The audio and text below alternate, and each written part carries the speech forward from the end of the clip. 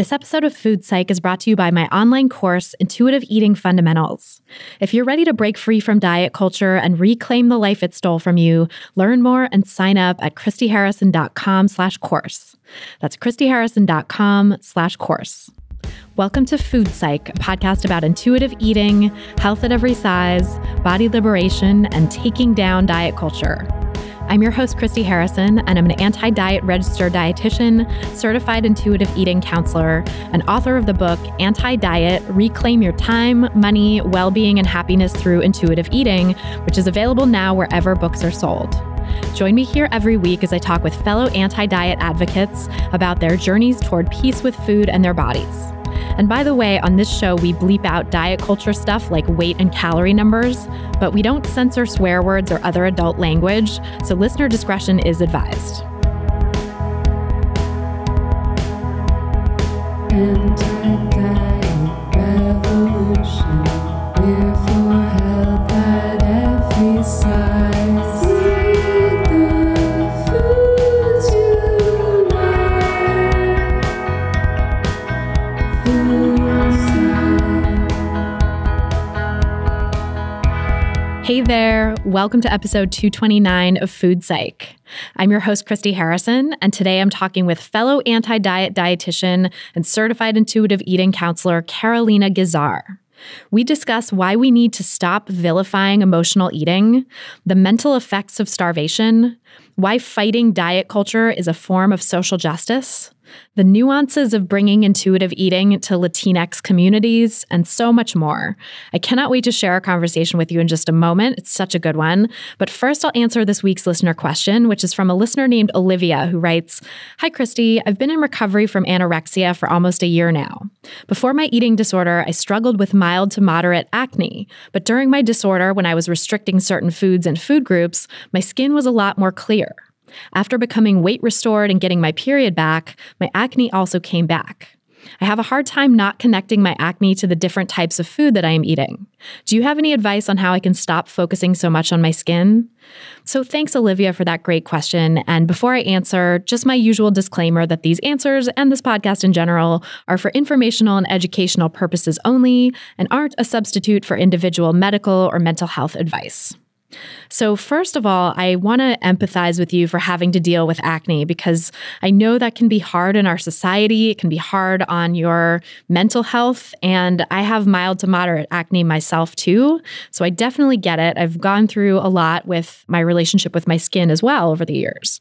But I also want to point out that your assumption that the increase in acne must have something to do with the food you're eating is an example of a thing that's really common in diet culture, which is jumping to blame food for conditions that are really multifaceted and that actually have little to nothing to do with food.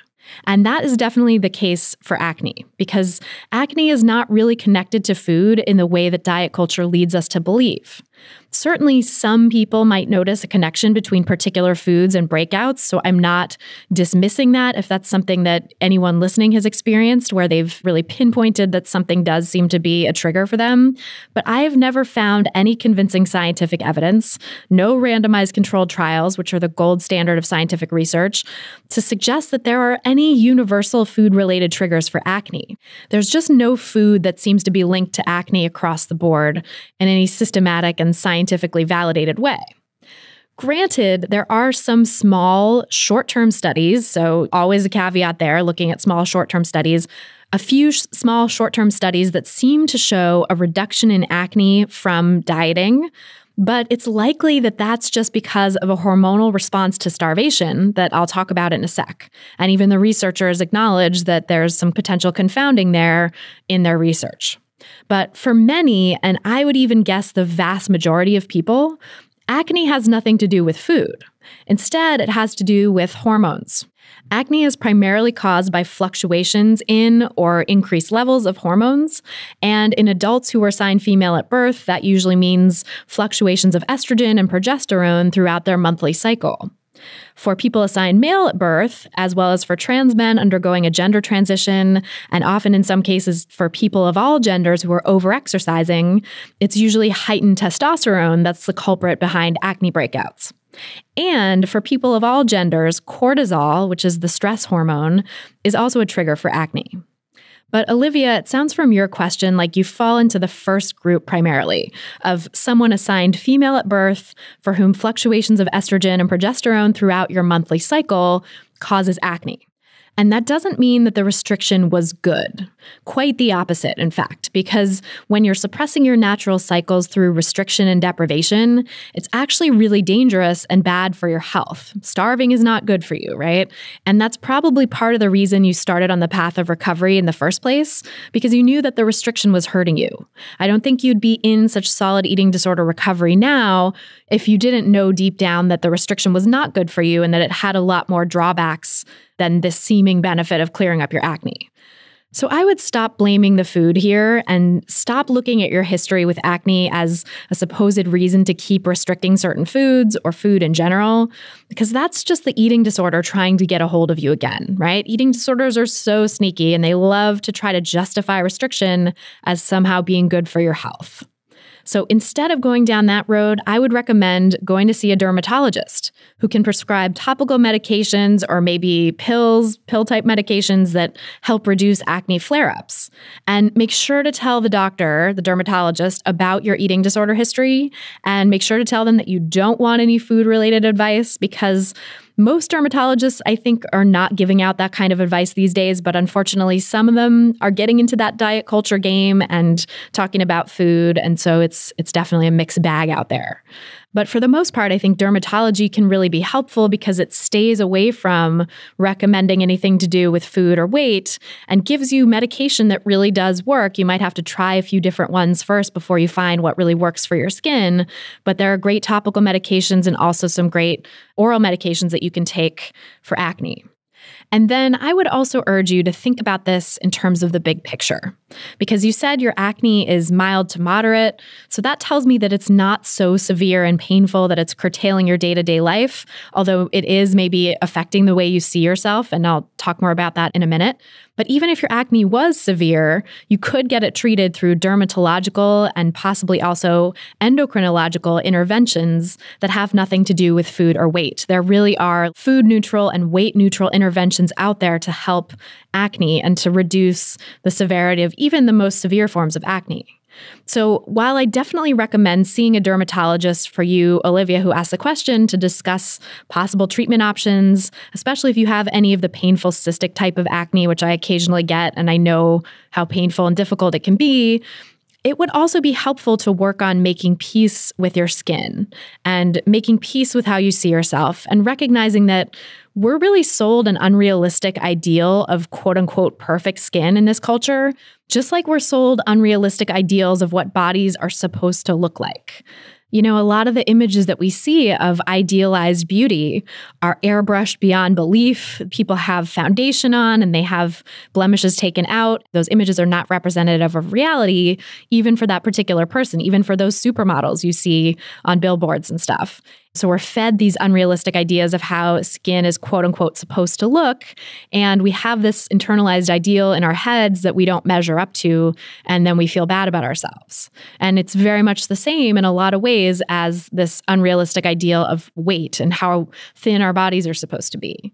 And there's stigma on acne in our culture, just in the same way, you know, not the same way, because weight stigma is incredibly damaging to our well-being. And there's, you know, tons and tons of data to support that. But I think it definitely can have some similar stigmatizing effects on people. And any kind of stigma, feeling stigmatized in any way, is really harmful to people's well-being.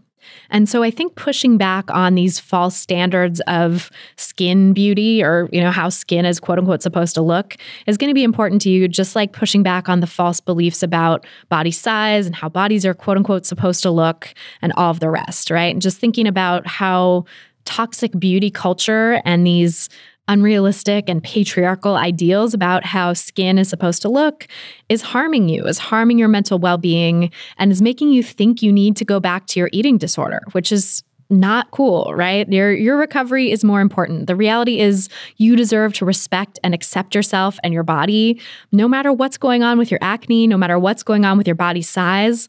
And that includes respecting your recovery, respecting your eating disorder recovery. Because think about how much more important it is for you to prioritize your recovery than it is to meet some false ideal of perfection with your skin.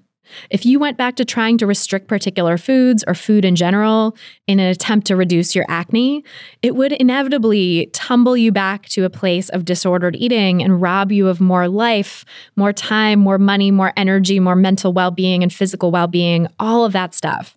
Because that's just what happens when you start messing around with your food when you're in recovery from disordered eating. Really, everyone is vulnerable to that. Everyone is vulnerable to tumbling into a disordered place when they start tweaking with their food in this culture. But I think especially for someone who has a known eating disorder history and is in recovery, it's really dangerous to start messing around with your food. And you deserve to be completely liberated from disordered eating and disordered thinking about food. And that's really true for every single person on this planet. All of us deserve to be free from those things and to have our time and our mental space and our energy available to devote to the things we really care about and to devote to changing the world and making it a better place. And so you, Olivia, deserve to be free of this eating disorder once and for all. And I promise you that the pursuit of clearer skin is just not worth sacrificing that freedom. So I hope that helps. And if you want to submit your own question for a chance to have it answered on an upcoming episode, go to christyharrison.com/questions. That's christyharrison.com/questions. And then if you want to ask me any question you want and have me answer it much more quickly than I can here, come join my online course, Intuitive Eating Fundamentals. There I answer all the participants' questions every single month, and you get access to our full library of Q&As with hundreds of answers that I've given to other people already over the nearly 4 years that I've been teaching this course. So you can really get into all the nitty-gritty nuances of intuitive eating by listening to those responses and asking your own questions. When you join the course, you also get access to our private community forum, which is just for course participants, so that you can get daily support and connect with hundreds of other great people in this course. And I also give you tons of in-depth content guiding you through the principles of intuitive eating that I haven't shared anywhere else except in my one-on-one sessions with clients. If you're ready to break free from diet culture and reclaim the life it stole from you, you can learn more and sign up for the course at christyharrison.com/course. That's christyharrison.com/course. I also want to let you know about a great event coming up from my anti-diet colleagues and friends of the pod at Be Nourished called the Body Trust Summit. It's a free online conference for folks looking to divest from diet culture, reclaim their bodies, and explore body trust as a liberatory practice. And it's taking place March 11th through 17th, so starting in just a little over a week if you're listening to this episode the day it comes out. Over the 7 days of the summit, you'll hear from 20 diverse speakers about ways to heal your relationship with food, reclaim trust in your body, and end the vicious cycle of dieting and shame.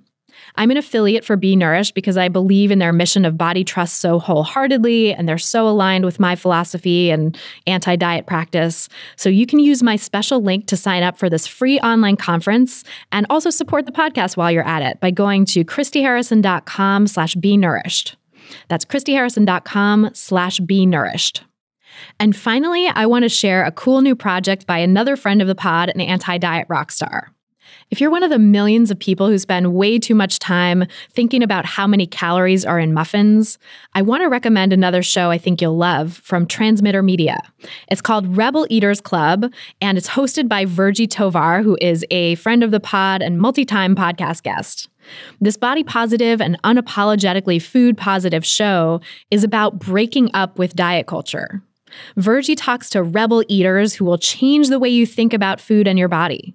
This show invites you to literally join the club with a manifesto, journal prompts, snack suggestions, official club stationery, and even merit badges.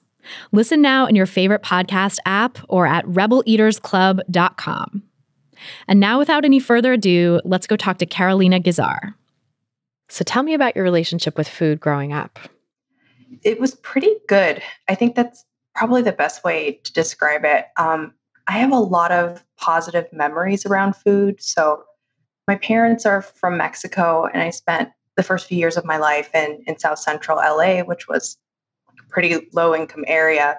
And I grew up in a house, it was like a 4-bedroom house with my 2 brothers and my mom, my dad in one room, and my grandma and grandpa, and another 4 aunts in the house, and then another aunt in the back with her kid and her husband. So it was a bit of a tight fit. And I just always remember there being food around. And it was primarily Mexican food. So it was a lot of beans and rice and lots of tortillas, cheese, meats, some vegetables thrown in, but it was very Mexican focused. There wasn't a ton of eating out. And I just remember it being like very easy and felt safe. And I never had any sense that there was not enough food. So there wasn't, I know some other Latino households experience food insecurity. I didn't experience that so much. I experienced much more food scarcity than I did, but that sort of came up later in life. But the very early years, I just remember there being a lot of home cooked meals. And then we would go out to like the corner store to get Cracker Jacks and Barnum and Bailey's animal crackers and candy and things like that. So there were like treats around, but there was never any, I don't remember talk about food. I don't remember or negative talk about food. It was just food. It was fuel. And I think any other Latino will relate to this. Like the house consistently smelled of beans. And so it's still a smell that I sort of have like a love-hate relationship with. Smells like home. Yeah. Exactly. When I walk in, my parents live part-time in Texas and part-time in outside of LA. And whenever I go back to visit them, that's like the first thing that I encounter when I step in the door. And it's really like a very fond, warm memory for me. That's really nice. So it sounds like you were sort of insulated from American diet culture, at least at first.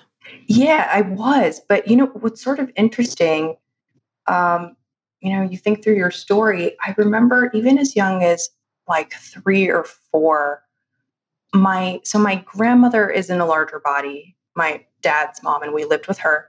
And a couple of my aunts are also in larger bodies. And so I remember from a younger age noticing that and then somehow sensing that it was not good. But I'm not sure exactly where I got that messaging from. And I think sometimes, as an adult now, the adults that were in your life, you now see them as adults or almost as equals.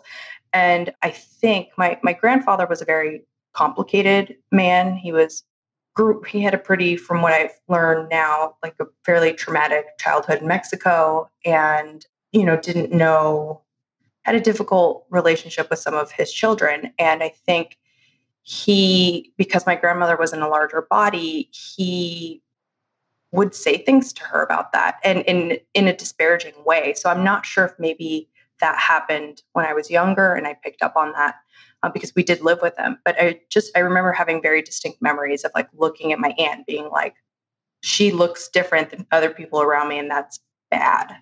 God, that's so wild how early that comes in. Oh, yeah.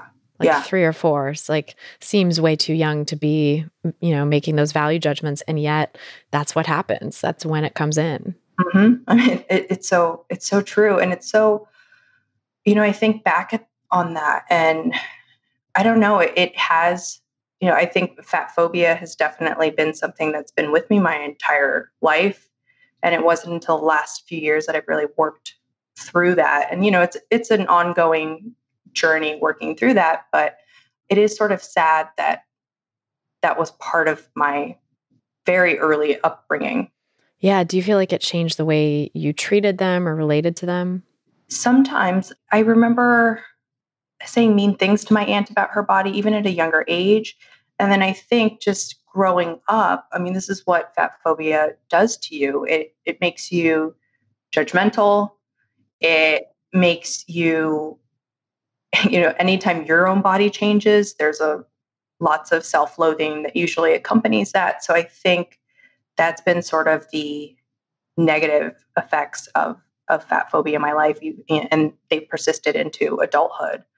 And it's taken a lot of work to undo those assumptions, and also the assumptions that you have about yourself and what your body should, quote unquote, look like.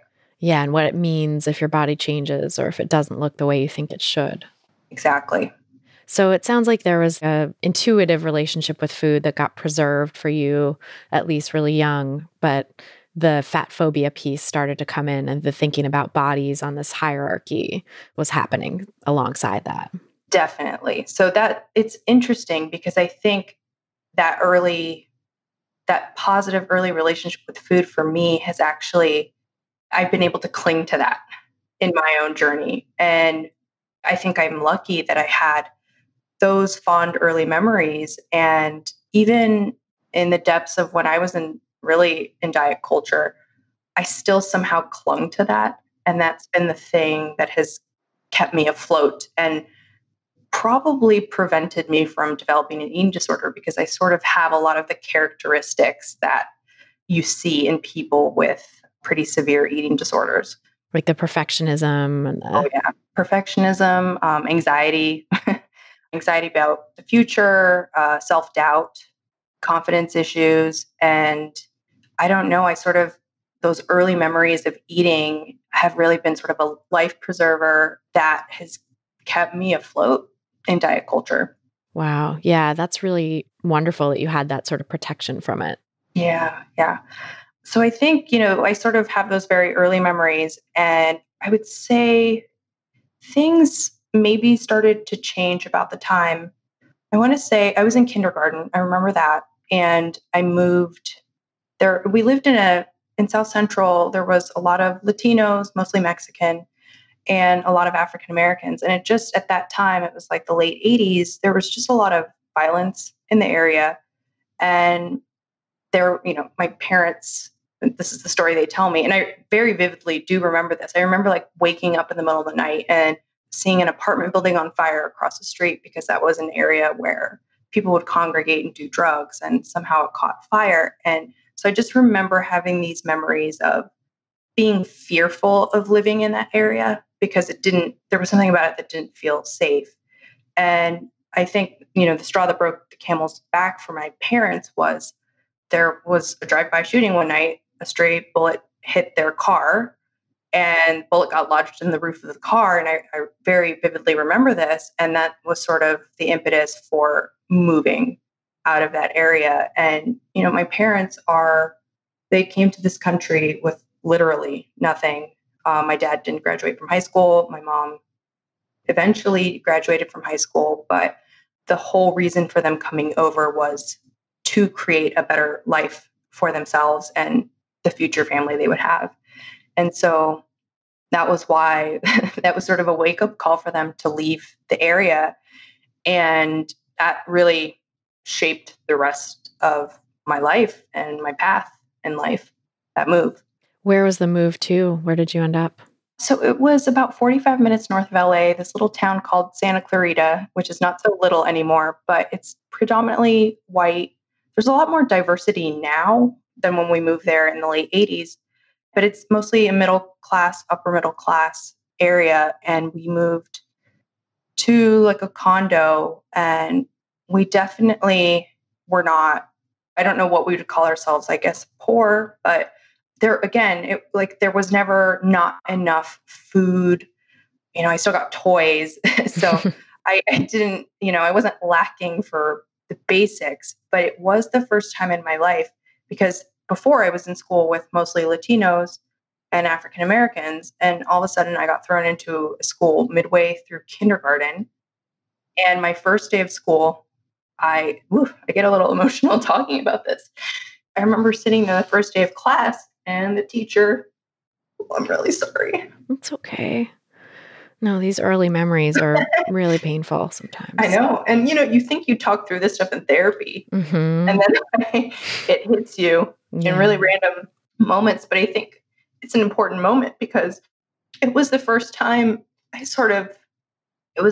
really sensed otherness. And I remember sitting there, and the teacher was throwing a bean bag around at different kids and then asking them a simple addition questions, like, what is 1 + 2? Mm-hmm. And I didn't know how to count. And I remember thinking like, oh my God, I hope she doesn't throw the beanbag to me. Mm. So it was that first time I think I really, again, I sensed the and otherness and inadequacy. And they put me in like a special reading. I had like a tutor who was an older kid who would come and they took me out of class. I don't know if it's like once a day or once every couple of days, but they would do one-on-one reading with me. And I remember very quickly catching up. So, when you're that young, I think you adapt pretty quickly. But that was like a moment that's always sort of stuck with me as that first moment where, I'm thrown into a different classroom midway through the year. And I look around and people around me know more than me and they look different on top of that. Because I was probably one of the few Latinos in that class.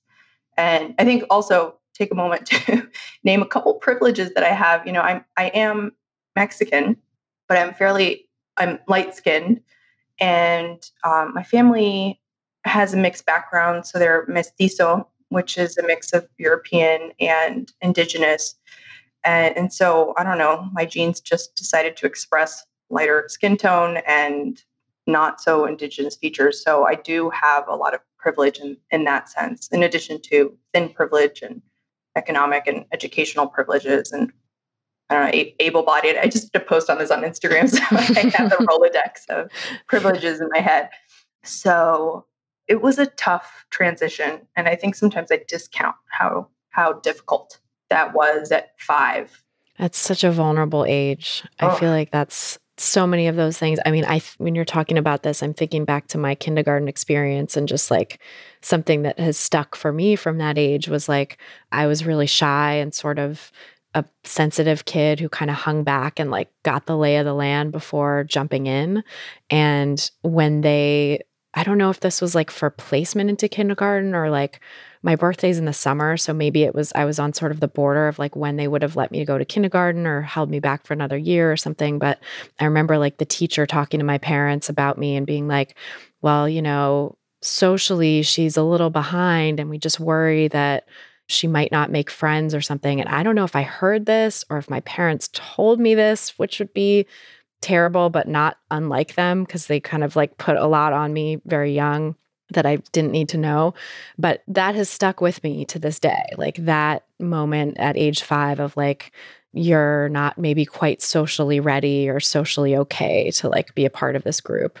So I feel you so hard on having this thing really shape your future, everything that comes after it from age 5. That's like so long ago now. For me, that's like 33 years ago. But well, and it's a very vivid memory, and you don't remember much from your childhood. So when you do have these memories, you're just like, God, that did a number on me. I sort of think about otherness is always sort of popping up in my life. That's been a big theme.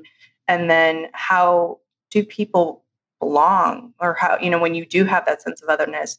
And I think thinness, in the context of diet culture is a bit of gives you some passes in some sense. And I think maybe I clung to that for a long time, like preserving a certain body would give you certain passes in life. Yeah, because you weren't like you said with those privileges, you didn't have some of the additional othering that might have come if you had been larger bodied or had more indigenous features or darker skin or whatever, it might be, or had a disability. So you had those protections. And yeah, I feel like also we kind of learn at a young age that those qualities that other people are like things we want to avoid. Exactly. Oh, yeah. Well, and then it makes sense why people defend against that stuff or try to defend themselves against that stuff. So, yeah, that was a pretty difficult transition for me. And, eventually you find your footing. You're a kid, but that I always had that sense, I was a little darker than the other kids. I had like frizzy hair. My parents ate weird food. I was embarrassed when my parents spoke Spanish. So, which is really a shame because my Spanish was so amazing. My grandparents don't speak English. So I was really, truly bilingual, and I lost a lot of my Spanish because I was embarrassed not to speak it with my parents. But I remember having this very interesting conversation with a psychologist colleague who said, you speaking in English to your parents actually probably helped them adapt better to this country because my mom has a bit of an accent. My dad has a little bit of an accent. But he also learned how to speak English from someone who was from Oklahoma. So my dad also has like a twang. And he has all these very quirky sayings Mhm. that he uses that sound so old fashioned. But I think that actually my brothers and I speaking in English to them actually helped them learn a survival tool in a way that people like their cousins don't have that advantage. That's really interesting. That's sort of a privilege too of like speaking English with not that much of an accent or being able to speak English well in general. Yeah. Well, and you talk about blending in. I mean, that's the first thing people pick up on. Anytime somebody has an accent, you're like, oh, where are you from? Yeah. And so not having an accent, again, you're below the radar. You're not sticking out too much. So I think that's been, I don't know. I think about that. I sort of imparted a survival tool for them. And so it makes me feel a little bit less bad that I lost some of my Spanish. I mean, it's still, I feel like all of it is sort of understandable in the context of white supremacy, because for all of it, losing your Spanish, speaking English to them and having that be a privilege, something that helped them and furthered their abilities to like blend in the world is all a product of white supremacy. Like, how different would it be if that wasn't the case? 100%. And I think, I think they've had their own assimilation struggles, but it's definitely given them an advantage in life. And I think we talk about the next chapter in life. And I think that's a good segue because we moved to this area and my dad had this opportunity. My dad he worked for a long time in air conditioning and he's not an engineer by trade, more experience. He's like 100% self-taught. And he started a business in Mexico with a friend and they started doing well. And it was interesting for me because all of a sudden I went from having, I don't want to say it felt like less than other people. And all of a sudden we were now keeping up and then a little bit more. So that opened up opportunities for private school and travel and just all these things we didn't have, in our earlier years. And I talk a lot in my practice about scarcity. And I think that's been sort of another theme in my life that's popped up. And initially it was scarcity, when we moved to to that white area, like we had very different food than everybody else. So it was again, my mom was a stay-at-home mom. So she cooked a lot of home cooked meals and a lot of it was Mexican food. And we didn't have a lot of play foods in the house. And not because my mom had a problem with it, but it just wasn't part of our food vocabulary, if you will. So I would go to my white friends' houses and binge on candy. And I remember, my God, Gushers, fruit roll-ups, like Keebler had these cookies with like chocolate, like Oh, Hershey Kisses in the middle. yes. I love those. Oh my God, I would binge because we just didn't have these foods in our house. And we still ate, I would say I had a really, even in these years, still a positive relationship with food. Like we went out to McDonald's and I would always love that. We had like pizza on Fridays, but the base of our diet was Mexican food. And so these moments where I got like a little bit of a break from the home cooked meal, I would just go to town. And sometimes to the point of like feeling ill because again, that scarcity mindset sets in and next thing you know, you're trying to make up for lost food time.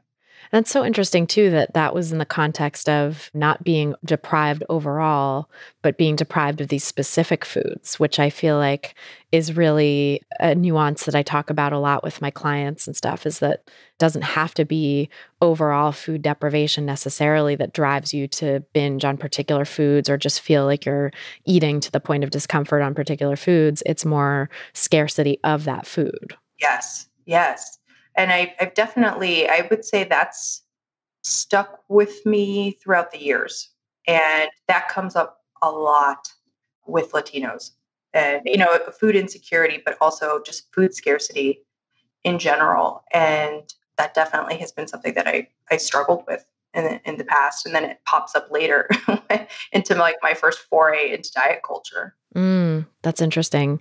So what happened from there then? After this was, it sounds like this was around maybe like elementary school, middle school type of time. Yes, this was I would say elementary, middle school. Things, I don't know, felt pretty normal until I think college was really the first time I started thinking about health. And I mean, the first year of college, this is the only number I will ever throw out because it's so distinct. I went to the gym one time. Literally one. And I remember thinking to myself, why am I here? I don't want to be here right now. and I just subsisted on Chinese takeout, Coca-Cola, and my vegetable was, the broccoli from Beef and Broccoli. And I don't know, really bad cafeteria food. And I didn't give health a thought until sophomore year, where I was like, maybe I should be thinking about this more. And so I made this concerted effort to decrease my soda intake. And then I switched soda for chocolate milk, which probably has the same amount of sugar. That's what I was going for. I was trying to reduce my sugar intake. And I was like, well, at least I'm getting calcium from this. So that was sort of that first intentional, I don't know. That was my first real memory of like having a health concern. What do you think brought that on? What made you concerned about health? I don't really know. It wasn't for my body. It wasn't to change the shape of my body. I mean, that's the privilege. When you live in a small body, you don't have to think about that stuff. I don't know. I think probably messaging around soda, that it was bad for you. And I was drinking at least sodas a day. I love Coca-Cola even to this day. And I think it was probably from that. So maybe fear about diabetes. Maybe it's not even that. That doesn't even resonate. I guess just a general health concern, but nothing really specific, which is a little bizarre that I can't pinpoint that. Well, and I think there's just so much messaging, anti-soda messaging out there in diet culture, probably around that time too. That was like the early 2000s. Yep. I feel like that's when a lot of that stuff came on the scene. A lot of that messaging about soda being bad and just sort of general demonization of processed foods and stuff like that. Yeah. And it's funny because growing up, again, my parents never said, well, you can't have this food. That was not the messaging. But I have these very vivid memories of my mom, but that was really the only health concern that was in the household was fat. And there wasn't a lot of other diet culture messaging from them at all. So it was we had soda in the house. I just remember it being like a very easy relationship. So it's hard for me to trace back like the origin of my health concerns. But I think, I've got an anxious personality. So it probably has something to do with anxiety about the future. Right. And you picked up something somewhere that somebody said that was bad about soda. And so just wanting to preserve your health. Exactly. And I remember not feeling deprived about it. So I actually didn't have soda for years after that. It wasn't until the last couple of years that I reintroduced it. A lot of it was food fears for a long time, but it's still not something I eat often, and not because I have any judgment about it, but I don't crave sweets. For me, I love savory. So something, soda for me is very sweet. And so it's just not something it's not a preference for me. Yeah. So the savory snacks and stuff are more your jam. Yeah. Especially with jam. Ah, yes. Yeah. Did you go into college wanting to be a dietitian? Did that cross your mind ever? I was pre-med for probably about a year. And then it was too much for me. I think I don't know. I was like, God, I can't be responsible for people's lives. And it felt like a big responsibility. I don't think I was mature enough to handle it. So I definitely had an interest in science back then, but I just wasn't in a place to receive it. And I think it wasn't until after college, I didn't, again, because I have thin privilege, I was protected from a lot of diet culture, just sort of generally, until senior year was like my first. I bought a South Beach diet cookbook to use before spring break. We were going on a trip with a bunch of friends. And that was the first time I cooked and exercised with the intention of shaping or changing my body. And I did that. I don't know for how long. I went on the trip and then just kind of forgot about it. And after college, the best way I can describe it was just a little bit lost. I was studying photography. I wanted to be a travel photographer. And my interest was in food and like landscapes. And it's interesting. Like my dream was to work for like Bon Appetit and all those types of magazines. And, the magazine industry was dying at the time. So this was like 2006. I was right in there. I worked at Gourmet in 2007 to 2009. So I totally feel you. Yeah. So I got the sense, I'm like, oh God, I don't think this career is going to go anywhere. And there's a lot of creepy old men in the industry. And so I just was kind of floating for a while. And I think I'm a person who has anxiety, and I somehow like stumbled upon the raw food diet. And that then led me to the paleo diet. And so that was my first real attempt with dieting. And that, I would say, I wasn't doing those for long, but the effects that they had on me were, years of damage and fears about sugar. Rice, any carb I was scared to eat for probably until the last 2 years. How long were you on those diets? The raw food, maybe about 3 months. The paleo diet, off and on for maybe a year. And it was just, again, it was interesting. I had experiences. I remember this very vivid memory after my first attempt with paleo that lasted 6 weeks. It was like one of those dry January type endeavors. And I woke up from a dream. And in the dream, I was stuffing my face with chocolate cake with like chocolate icing on top. And I woke up tasting the cake in my mouth. And even then, I didn't think that was a problem. And now that I look back on it, I'm like, oh my God, like that was a huge red flag. And when I finally went off the diet, I went to like a bakery and bought like $100 worth of baked goods and stuffed my face for the next week with them. And that was sort of, again, start of, I would say, sort of off and on with the diet. It was never longer than a few months because and again, I credit this to my early experiences with food, which were very positive. I remember in the back of my head always thinking like, am I never going to be able to eat like rice again? Like I was scared to eat rice. I was scared to eat tortillas and cheese. And it's literally my favorite food. I have it every day. And I remember thinking like, are these actually quote unquote bad for you? So that always kind of stuck with me. And I guess that's the intuition we all talk about, that part of you that is looking out for you. And yeah, it just, I was in that cycle for a while, but somehow I got out of it and was a little bit more liberal with food, but the disordered thinking was still there. So interesting, because it was such a short time. It sounds like that you really were in it and you didn't have the piece that was body size related necessarily, at least I don't know if that came into play later where you started to fear gaining weight or anything like that, but it wasn't such a big part for me because I was in a very thin body. I think for me, it was purely an outlet for my anxiety about the future, anxiety about aging.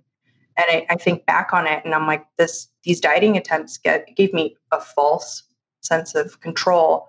But I think more than anything, a sense of purpose, because again, I didn't know what I was doing with my life.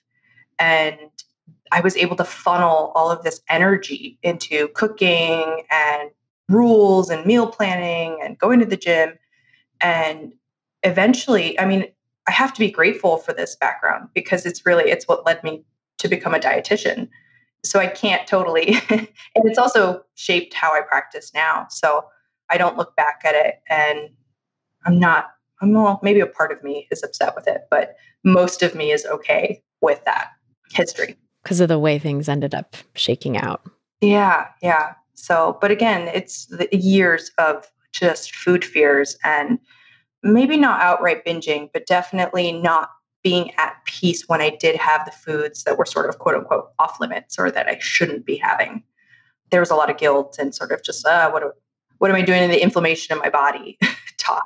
That's so interesting. That is a buzzword that I hear more and more now too, with the wellness diet, the way that people are pursuing. And it really often is framed as being just about health. And there's usually like a little weight piece in there too, especially for people who are in larger bodies and have heard the weight stigma for a long time. But it masquerades and it pretends to just be about health. And it's really insidious. It really is. And I think, so this is interesting. So next chapter of my life is like, I'm in school and I've now figured out what I'm going to do for the rest of my life, which quote unquote should be reassuring. And a part of me freaked out. Do you feel like you were motivated to go to school to be a dietitian because of your own struggles, or because you were like, let me teach people the way of low carb or whatever it is? That's exactly why. I wanted to teach people how to be healthy, just like I was healthy. And it was, I went in quite disordered, even into the first semester. And I think the second semester, I started sort of loosening some of the rules because I was starting to learn about the science and it was starting to cause some cognitive dissonance. And I remember being in class, community nutrition with Rebecca Sparks. You went to NYU too. Yes, yeah. I took that class. I remember sitting there like the first day of class or second day of class. And all of a sudden I had this thought, I was like, oh my God, this is it. This is it. This is my life. This is my career. And I sort of like had this surge of anxiety and I was able to suppress it. And then that night I had a panic attack and it just unleashed this, anxiety, depression. And the only way I knew how to cope, I was on medication, and that helped a lot. But then sometimes when you have depression, it just sort of, you get really apathetic about a lot of things. And the only place that I had reliable sort of joy and comfort was food. And so I think, and this is all coming off of, a restrictive period in my life. So the binge part of me like really set in. And food just, again, it became a comfort. It was a security blanket. And it was how I coped with the depression that set in. What do you think it was about that idea, like, this is my life, this is my future, that kicked that off? Well, I've done a lot of therapy. So I've really talked this out. And I think part of that, I have a lot of fear about just aging and death. And so something about that felt very final and very real and very adult. So my parents, in their effort to protect us from all the struggles that they had as immigrants, gave me, my brothers, everything and did a lot for us. And so I had, even from a young age, the sense that I couldn't take care of myself, that I somehow needed to depend on other people. And I think that career realization of like, oh my God, this is like an adulting thing that I'm going to have to do, was really the impetus for that panic attack. Like a part of me just freaked out. And, it's very complicated, ties it to the future and dying and the finality of death. And, it finds weird ways to express itself, the anxiety. Yeah. I can identify with that for sure. Yeah. So I don't know. So food became this security blanket for me. And it was, again, sort of on some level, very wonderful. And then diet culture, because paleo culture did such a number on me. There was so much guilt. There was so much, not so much shame, but just, I don't know. I literally lived at this restaurant for like my entire dietetic internship. And every night I'd go there to eat and I'd have like macaroni and cheese every night. And it was just, I don't know, it was this thing I needed in my life.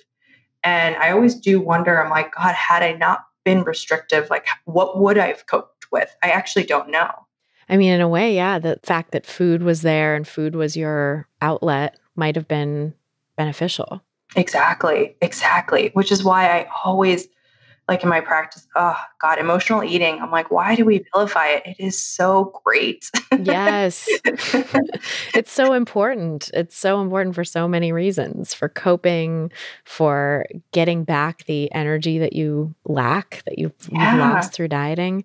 And I mean, too, I think about eating for perceived emotional reasons might not always be the emotions that are preceding the eating. It's oftentimes the lack of eating, the lack of food, and the restriction that amplifies or even causes the emotions in the first place. Like we know it can, starvation can trigger anxiety, can amplify pre-existing anxiety, can bring on depression, even in people Yeah. who never had any pre-existing mental illness, right? Like the Minnesota starvation experiment really shows that these mental health outcomes can just come exclusively from starvation in people who had no predisposition towards mental illness in the first place. Well, and I wonder then if any of that had some involvement in like that sudden, I mean, I think definitely it was my anxiety, like, legitimately on its own. But if then that sort of hungry state that I was in emotionally, psychologically, and maybe even physically, because I was coming off of this restrictive paleo period. Yeah, so the emotional eating really kind of gave you your life back in a way. Yeah, and it really was that thing that was reliable and safe, and even if it was temporary, the relief that it provided, it was something, because when you're depressed, it's just this like constant state of sadness, and you're like looking to get happiness wherever you can find it. And even if it's only 20 minutes. So it really, again, it was something that helped me survive and cope, because I truly don't know how else I would have coped had I not had that. It sounds like a really painful period in your life. Yeah, it was. And it took me several years to get out of it, but I started to get out of it after my dietetic internship. I got a job in the Bronx in food service. And then I started working as a breast cancer dietitian, also in the Bronx. And so once I started making money and having sort of just a stable job and routine, that's when I really started to come out of the depression. And, I had that sense that, okay, yes, I can take care of myself. I don't necessarily have to rely on other people. So that was really great. And I was doing that. I was in the Bronx as a breast cancer dietitian for a year, working mostly Latinos and African Americans. And it was a very weight centric position.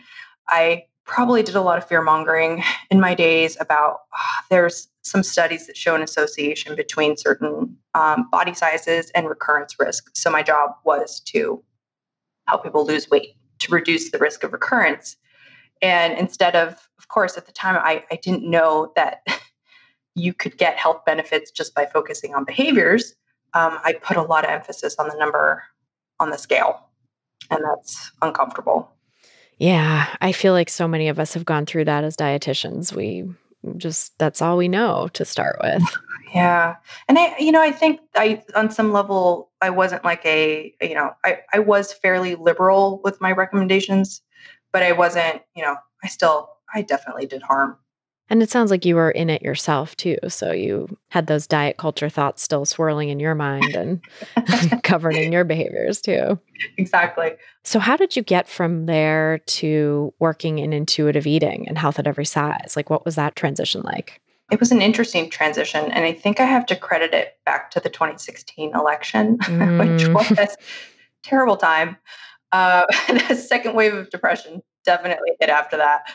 And at that time, I had left the job in the Bronx and I was working part-time at a nonprofit downtown in New York. And then I had time to start my private practice, which was focused on weight loss pretty much. And the 2016 election hit, and my God, and I think this speaks to my privilege that I can shut myself off from the horrors in the world. And it was really like a rude awakening. Like the misogyny and the racism that were coming up were just, I don't know, it was like a tidal wave hit me. And that was just an uncomfortable, my parents were undocumented when they came here.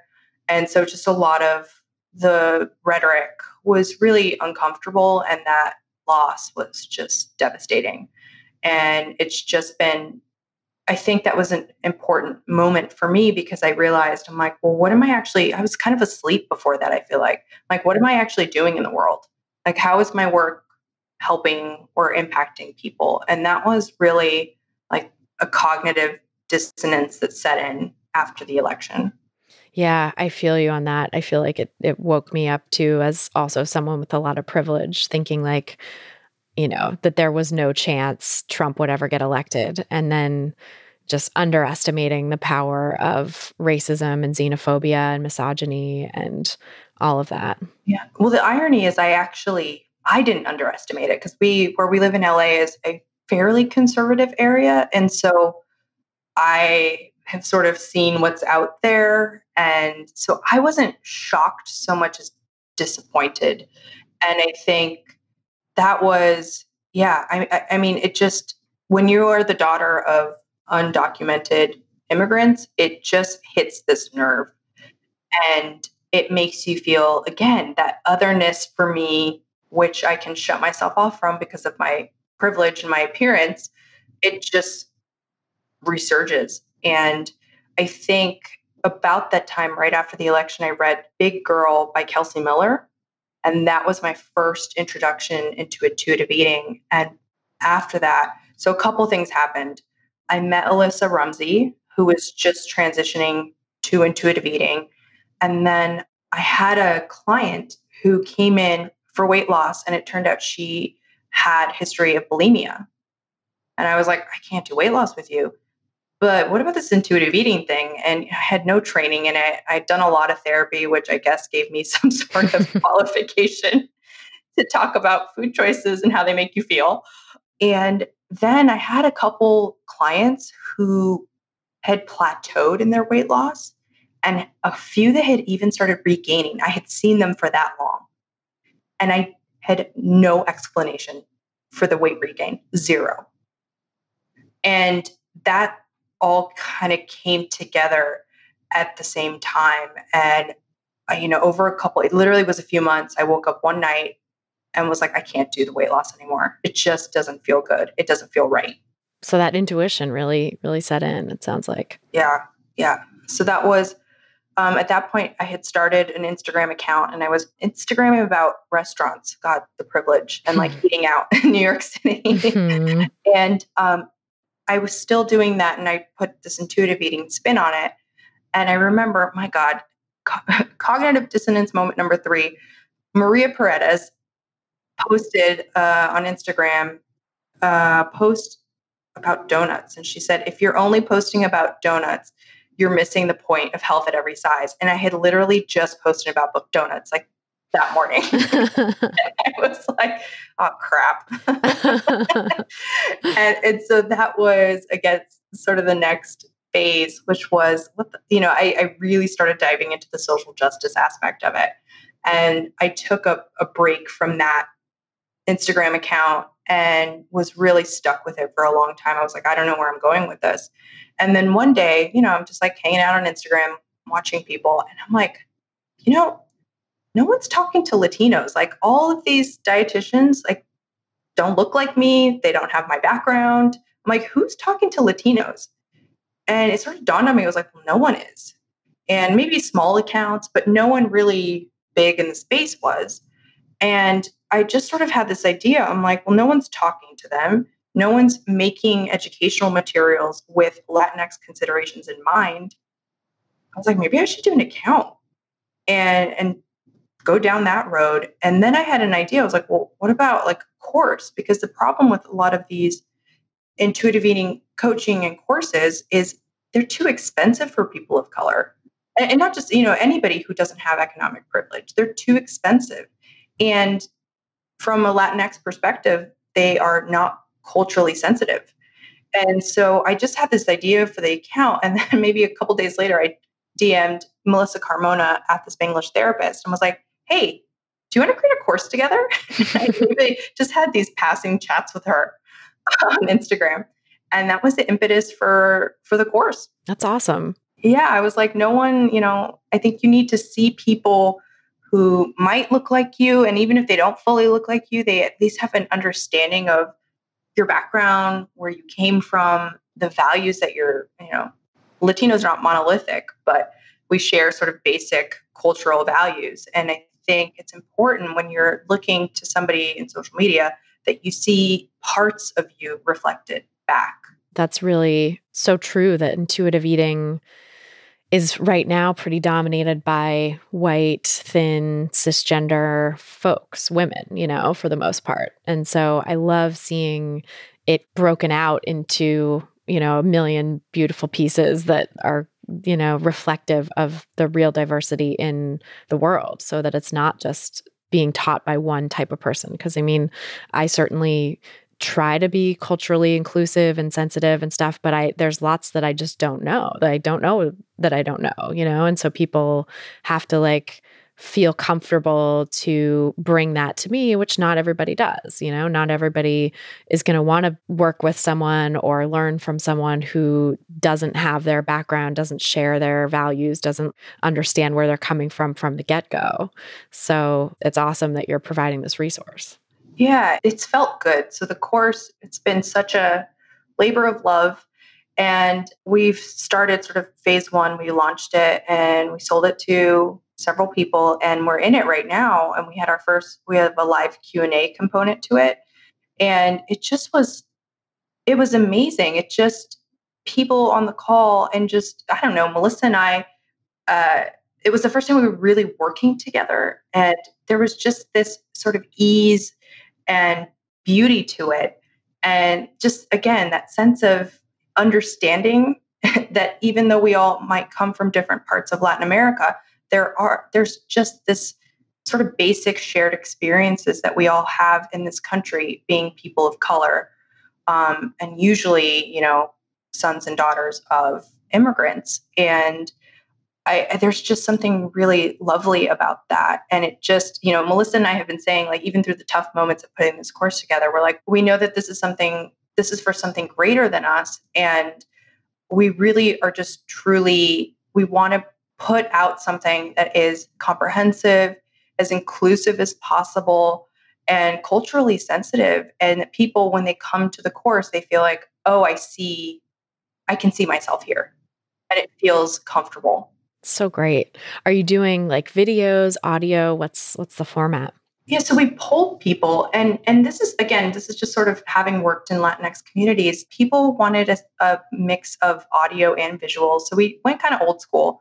We're doing PowerPoints with our voices over them, and they've been, it's a lot of work to do that stuff. But I honestly, looking at them, I'm like, wow, I'm really proud of the stuff that we've put together, and that way people, they can go back and just sort of look at the video and see some text. And I think, what is a bit complicated is you're trying to accommodate different education levels. And there's people who are PhDs who are taking the course, and then people who are high school educated or less. And so it's hard to sort of find that middle ground in terms of language that you're using. And it's been an interesting exercise. So we're starting to get feedback, and already for round 2, we're thinking, okay, we have to change this and we have to change that. So it's very much a responsive course in that sense. And hopefully, right now, the price is a little higher than we would like it to be, but over time, the goal is to make it a standalone course that people can purchase whenever they want and take it at whatever pace. Because that was also a consideration, was that people can't show up once a week at one time to learn, right? So it really needs to be self-taught and self-led. What are some considerations you see in the Latinx community with regard to intuitive eating? What are some of the things that come up the most for people, maybe sticking points for implementing intuitive eating? It's interesting. I don't know if this entirely answers the question, and I don't want to romanticize, but a lot of our ancestors ate intuitively, and a lot of our parents ate intuitively. And when you come to this country and you start to get all these messages about what food is right, what food is wrong, you start to get confused. And so I think a lot of the work that I'm doing is to connect people back to their roots, connect people back to their bodies, and to show them that the intuitive eater was always there. It just got a little lost in the mix. And I think a lot of the work is definitely, and I haven't gotten to this part of the course yet, I'm still writing content, but talking about how these cultural foods that have gotten vilified in diet culture says they're unhealthy. And these are foods that actually helped us survive centuries of oppression. And I think back to like my time dieting and me being scared to eat rice and beans and tortillas and cheese that I had every day growing up. And I think, oh my God, literally my dad experienced hunger in his childhood.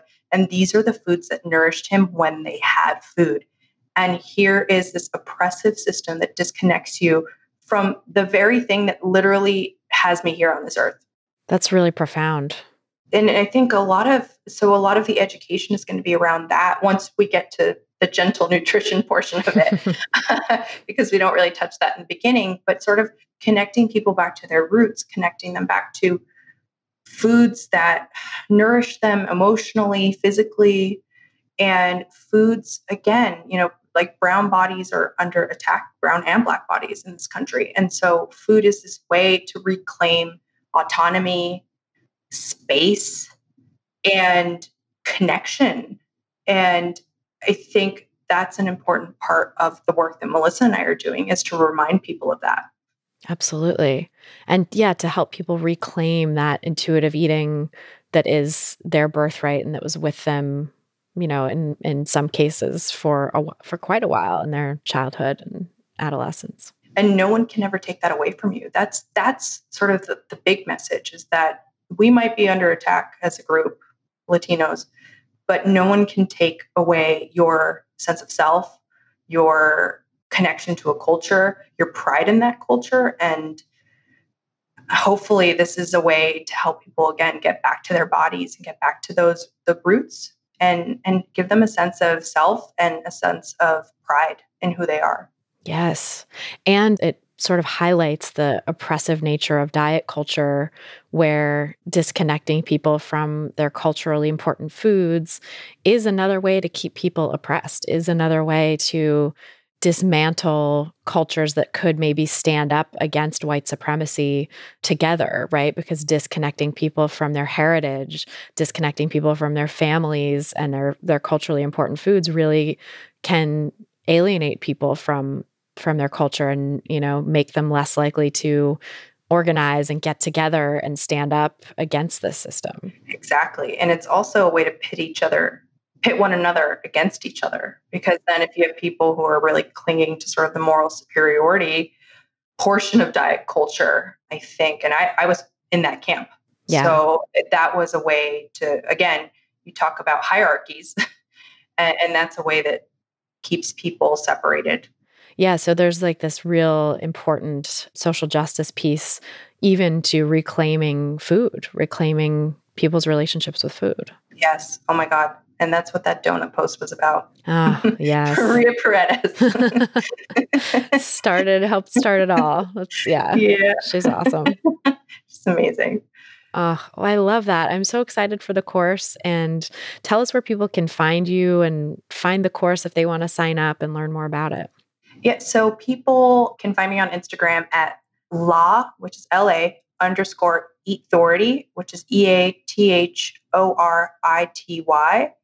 My professional website is www.eatthority.com. And then the website for the online course is actually www.latinxhealthcollective.com. And that houses all the information about the course. And who knows where that website will go. So hopefully some interesting places. Yes. Well, I can't wait to see. And we'll put links to that in the show notes so people can find all of this great info. And yeah, I just love the work you're doing and so glad you're out in the world and that you're local here too. So love to connect with you further. Of course. Thank you so much. So that is our show. Thanks again so much to Carolina Guízar for joining us on this episode. And thanks to you for listening. If you've gotten something out of this podcast, please help us reach more people who need to hear the anti-diet message by sharing this episode and subscribing to the pod on Apple Podcasts or your favorite podcast platform, whatever that may be. You can see all the places to subscribe at christyharrison.com/subscribe. That's christyharrison.com/subscribe. You can also leave us a nice rating and review in your podcast provider of choice, which is another great way to help new listeners discover the show and is always very much appreciated. If you're looking for some practical tips to help you get started on your own anti-diet path, grab my free audio guide, 7 Simple Strategies for Finding Peace and Freedom with Food. Just go to christyharrison.com/strategies to get it. That's christyharrison.com/strategies. To get full show notes from this episode, including all the resources we mentioned, plus a full transcript, go to christyharrison.com/229. That's christyharrison.com/229. And to get the transcript, just scroll down to the bottom of the page and enter your email address. This episode was brought to you by my online course, Intuitive Eating Fundamentals. If you're ready to make peace with food, break free from diet culture, and reclaim the life it stole from you, learn more and sign up at christyharrison.com/course. That's christyharrison.com/course. A big thanks, as always, to our editor and sound engineer, Mike Lalonde, our community and content associate, Vinci Chue, and our administrative assistant, Julianne Watasik, for helping me out with all the moving parts that go into producing this show every week. Our album art was photographed by Abby Moore Photography and designed by Meredith Noble. Our theme song was written and performed by Carolyn Pennypacker Riggs. And I'm your host and producer, Christy Harrison. Thanks again for listening, and until next time, stay psyched.